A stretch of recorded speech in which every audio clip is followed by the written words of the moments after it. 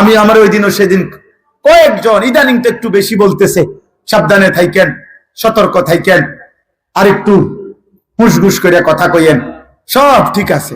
আমি বলছি না, কোনো অসুবিধা নাই।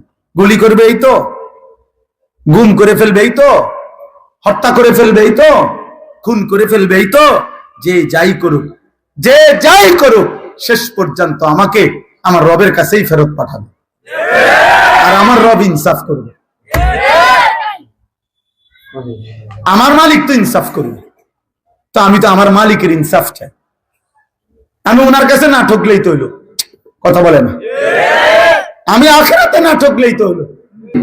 এই তোমরা যারা যুবক বাবা, এখন তোমরা ভালো আছো, যারা সুস্থ আছো, খোদার কসম আল্লাহর দয়ায় সুস্থ আছো, কোন দলের কৃপায় না, কোন নেতার অনুগ্রহে না, সে যে দলের নেতাই হোক, কোন নেতা তোকে ভালো রাখে না রে আব্বা, ভাত মাছ চাল ডাল তোকে ভালো রাখে না রে বাবা। ভাত খাইলে বেশি মোটা হয় না, অভাবী অভুক্ত কত মানুষ আছে স্বাস্থ্যবান, আবার হাজার কোটি টাকার মালিক এ তো হুকেন না।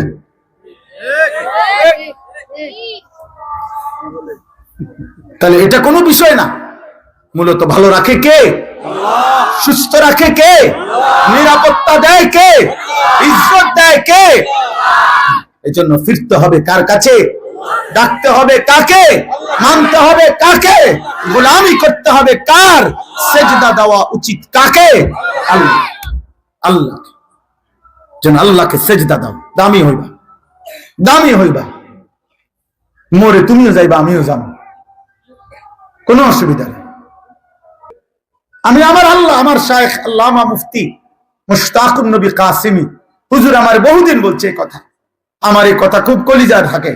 হুজুরে বলছে মা বাইনি ওয়া বাইন আল্লাহ, বলছে মাওলানা আমার মাঝে আর আল্লাহর মাঝে, এই কথা মনে রাখবেন যে নিজেকে নিজে বলবেন আমার সাথে, আমি আমার আল্লাহর সাথে আমার মুআমালা সাফ।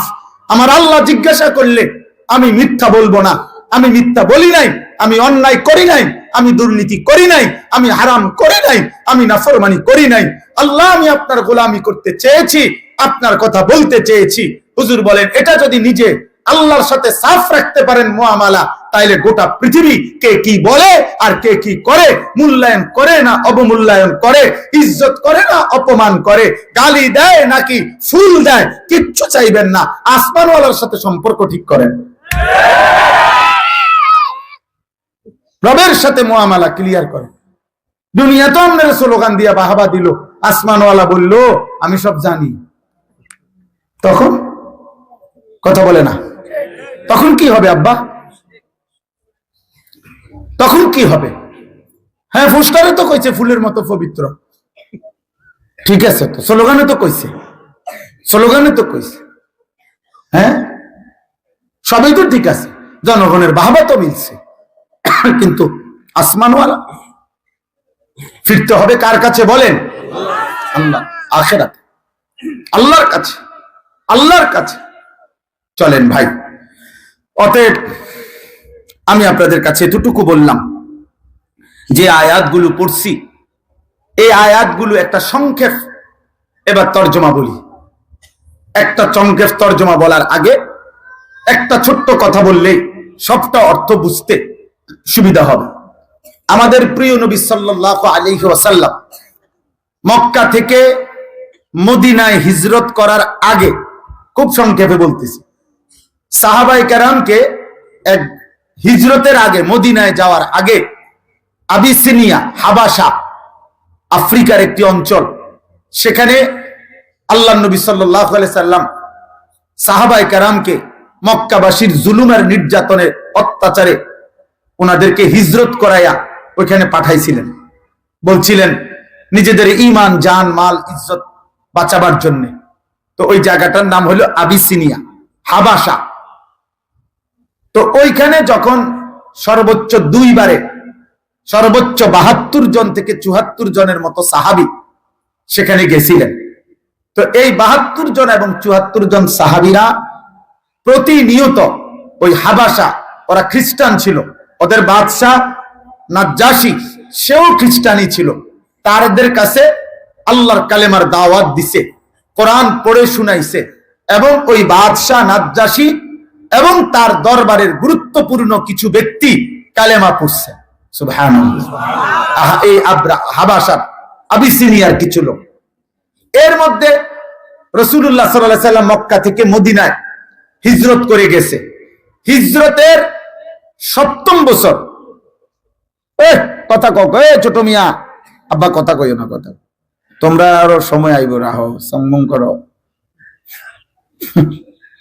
হ্যাঁ, একটা হাসি দিচ্ছে, আল্লাহ কবুল করে।